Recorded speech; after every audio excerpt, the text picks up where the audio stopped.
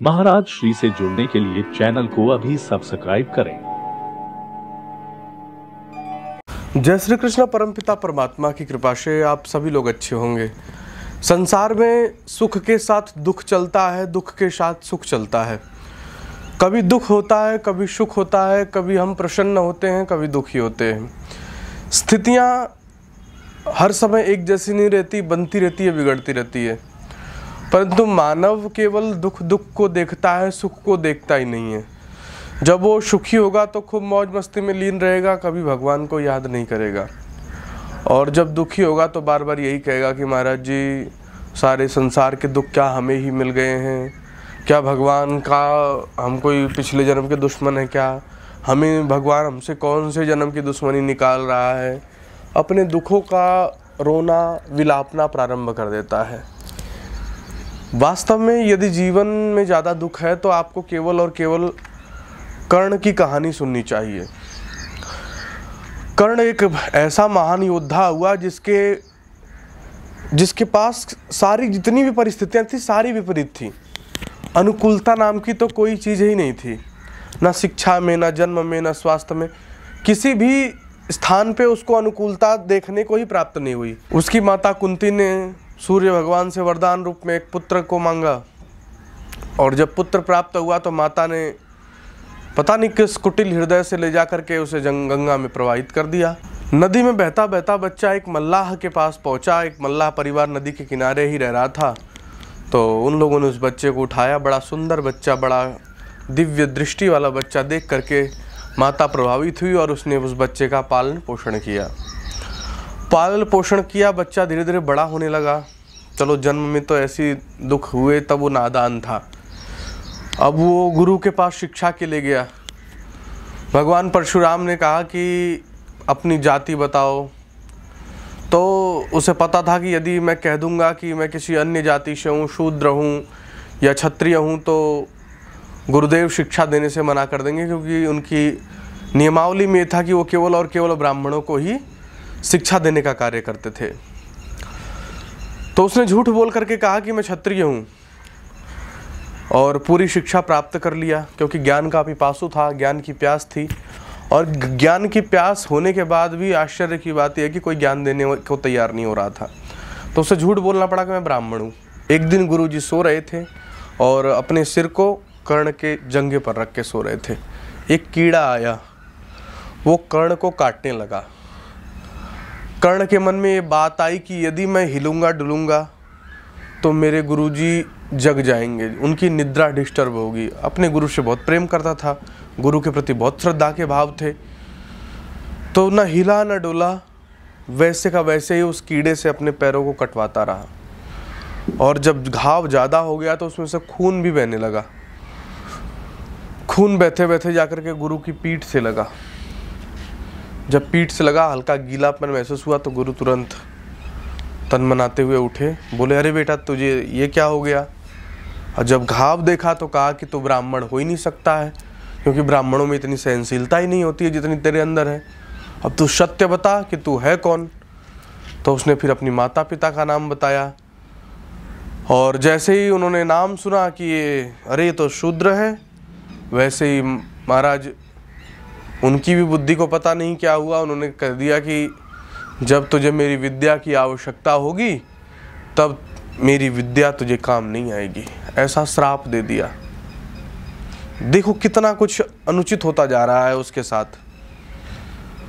उसके बाद जब वो राज्य के लिए गया, जब वो समाज में उतरा, तो माता कुंती के सामने ही अर्जुन आदि भाइयों ने धिक्कारा कि तू है कौन हमसे लड़ने वाला? तेरा कुल क्या है, तेरा गोत्र क्या है, तेरा परिवार क्या है, तेरा परिचय क्या है, कहाँ का राजा है तू? तो उसके मित्र दुर्योधन ने उसको एक राज्य दिया, अंग राज्य। तो यहाँ भी उसको शर्मिंदगी, सामाजिक स्तर पे भी उसको दुखों का सामना करना पड़ा, जबकि वो था कुंती का पुत्र। पर फिर भी जिसको दुख देना है भगवान उसके लिए हजार रास्ते पैदा कर देता है। कुंती जानती भी है कि मेरा पुत्र है, पर कर्ण नहीं जानता कि ये मेरी माता है।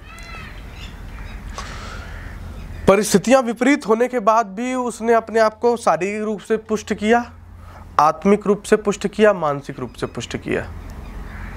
और यदि आज हमारे साथ ऐसी परिस्थिति हो तो हम कहेंगे क्या करें, हमारे तो दिन ही खराब थे, क्या करें, किसी ने तो हमारा साथ ही नहीं दिया, क्या करें, हम तो इस चीज़ से कमज़ोर थे, उससे कमज़ोर थे।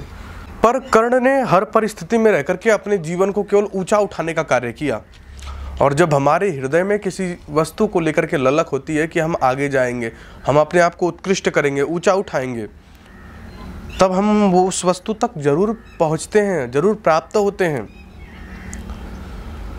कुंडल कवच जन्मजात उसे प्राप्त थे, पर वो भी छल द्वारा उससे मांग लिया गया पूजा के समय, क्योंकि उसका भी एक नियम था कि पूजा के समय यदि कोई उससे कुछ भी मांग ले, उसके प्राणों को भी मांग ले, तो अपने प्राणों को भी दान कर देता था। उसके दान की कहानी कर्ण के तो बहुत प्रचलित है, वो तो मैं आपको सुनाऊंगा तो मेरे पास 8-10 दृष्टांत ऐसे मर्मज्ञ हैं जो सुन करके आप पिघल जाओगे। पर सोचो कि उसके नियम उसने बना रखा था कि पूजा के बाद उससे यदि कोई उसके प्राण भी मांगेगा तो अपने प्राण भी देने को तैयार था। पर कमाल की बात यह है कि छल द्वारा सबको पता था कि कर्ण इतना बड़ा दानी है, और उसके कवच और कुंडलों को भी मांग लिया गया, और उसने हंसते हंसते निकाल करके काट करके दे दिया, लो ले जाओ, खुश रहो। देवताओं को दान कर रहा है वो। ऐसे थे कर्ण। भगवान कृष्ण की भी उसमें एक कथा जुड़ती है कि एक महात्मा चंदन की लकड़ी मांगने आते हैं हवन के लिए, कि पूरे राज्य में कहीं हवन के लिए चंदन की लकड़ी नहीं मिल रही है, क्योंकि बारिश 5 दिन से लगातार चल रही है, तो जंगल की सारी लकड़ियां गीली हो गई। अब हवन कैसे हो, अब बिना चंदन के लकड़ी के हवन पूर्ण नहीं होगा। तो मांगते हुए साधु महात्मा अर्जुन के पास पहुंचे, भगवान कृष्ण भी बगल में बैठे हुए थे। साधु ने अर्जुन से कहा कि महाराज, जंगल में सारी लकड़ियां गीली हो गई हैं और हवन के लिए लकड़ी चाहिए, इसकी व्यवस्था आप कर देते तो अति कृपा होती। तो उन्होंने जंगल में अपने सैनिकों को भिजवा करके खूब खुजवाया, लेकिन कोई लकड़ी सूखी नहीं मिली। तब भगवान कृष्ण ने स्वयं उठ के कहा कि साधु महात्मन, तुम कर्ण के पास जाओ, तुम वहां से निराश होकर नहीं लौटोगे, तुम्हें लकड़ी वहीं मिल सकती है। और साधु महात्मा कर्ण के अंग प्रदेश जाते हैं, कर्ण के पास जाते हैं, और कर्ण को जाकर के कहते हैं कि महाराज, जंगल की सारी लकड़ियां गीली हो गई हैं, 5 दिन से लगातार जब राज्य में वर्षा हो रही है, हवन में बाधा आ रही है, बिना लकड़ी के हवन पूर्ण नहीं हो पा रहा है, हमें चंदन की लकड़ी की आवश्यकता है।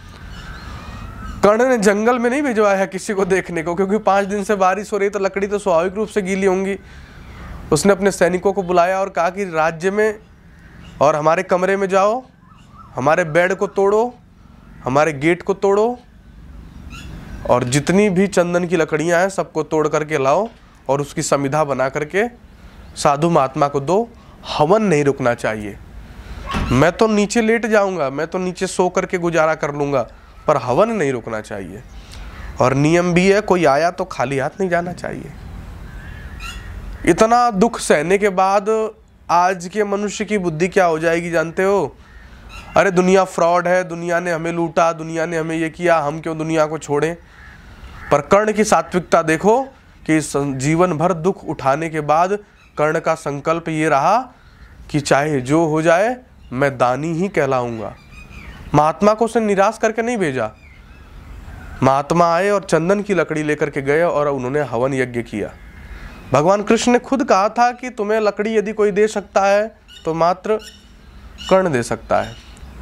इतने दुख रहे कर्ण के जीवन में, उसके बाद भी उसने कभी शिकायत नहीं की कि भगवान तुमने मेरे जीवन में इतना दुख क्यों भर दिया।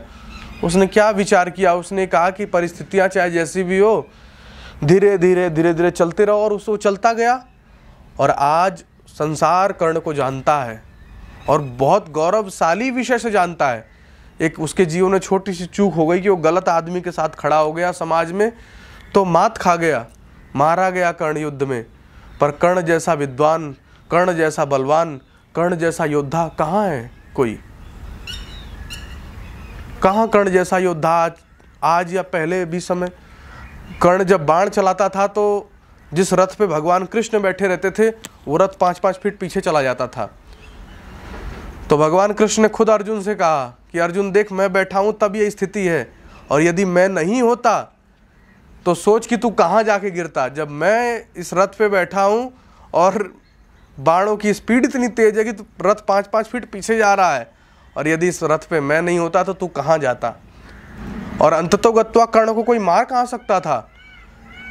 कर्ण को भगवान कृष्ण ने छल से ही मारा और उसका रथ का पहिया फंस गया। उसके गुरु का भी श्राप पूर्ण होना था उसी समय, क्योंकि गुरु ने भी श्राप दिया था कि जब तुझे मेरे शिक्षा की, मेरे ज्ञान की, मेरी विद्या की आवश्यकता पड़ेगी तब वो तेरे काम नहीं आएगी। तो वो श्राप भी सफल होना था, इसलिए उसका रथ गड्ढे में फंस गया और वो रथ निकालने के लिए नीचे उतरा। तो अर्जुन ने कहा कि निहत्थे पे वार नहीं कर सकते। तो भगवान कृष्ण ने नीति अपनाते हुए, क्योंकि ऐसा युद्ध लड़ रहे हैं तो युद्ध में तो जीतना है, लक्ष्य केवल जीतना है, तो उन्होंने फिर अर्जुन को समझाया कि अर्जुन, जब इन लोगों ने अभिमन्यु को मारा था, तेरे पुत्र को मारा था, तो क्या इन्होंने युद्ध के नियमों का पालन किया था? एक बालक को इन लोगों ने, बूढ़ों ने, 10-10 लोगों ने घेर करके मारा था, लेकिन युद्ध का नियम क्या था कि एक से एक लड़ेगा, रथी से रथी लड़ेगा, महारथी से महारथी लड़ेगा, कटार वाला कटार से लड़ेगा। लेकिन क्या इन लोगों ने युद्ध के नियमों का पालन किया? यदि इन लोगों ने युद्ध के नियमों का पालन नहीं किया तो तू क्यों विचार कर रहा है? तू भी बाण चला, और बाण चलाता है, कर्ण की गर्दन कट के जमीन पे गिर जाती है। लेकिन फिर भी वो व्यक्ति जीवन भर पुरुषार्थी ही रहा। यदि हम ये चिल्ला रहे हैं, चीख रहे हैं कि हमारे जीवन में भगवान ने दुख भर दिया है, तो एक बार उसको देखो कि उसका जन्म जात जब से पैदा हुआ तब से उसे भगवान ने दुखों से भर दिया, पर फिर भी उसने भगवान के ऊपर ही भरोसा करके एक एक कदम अपने जीवन को चलाता रहा और उत्कृष्ट कहलाया, श्रेष्ठ कहलाया, दानी कहलाया, महान कहलाया, विद्वान कहलाया, धनुर्धर कहलाया। उसके समान कोई धनुर्धर नहीं, उसके समान कोई दानी नहीं। ये भगवान कृष्ण कहते हैं, अपने मुख से कहते हैं, अर्जुन से कहते हैं कि उसके समान कोई बलवान पराक्रमी है ही नहीं। तो इसलिए अपने आप को कोसना बंद करो, अपने परमात्मा के ऊपर अपने जीवन को समर्पित करके एक एक कदम आगे बढ़ाते रहो। भगवान निश्चित रूप से आपका कल्याण करेगा। जब भी मन में निराशा हो, कर्ण की कहानी अवश्य सुने। इतना ही कहकर मैं अपनी वाणी को विराम देता हूँ। जय श्री कृष्ण।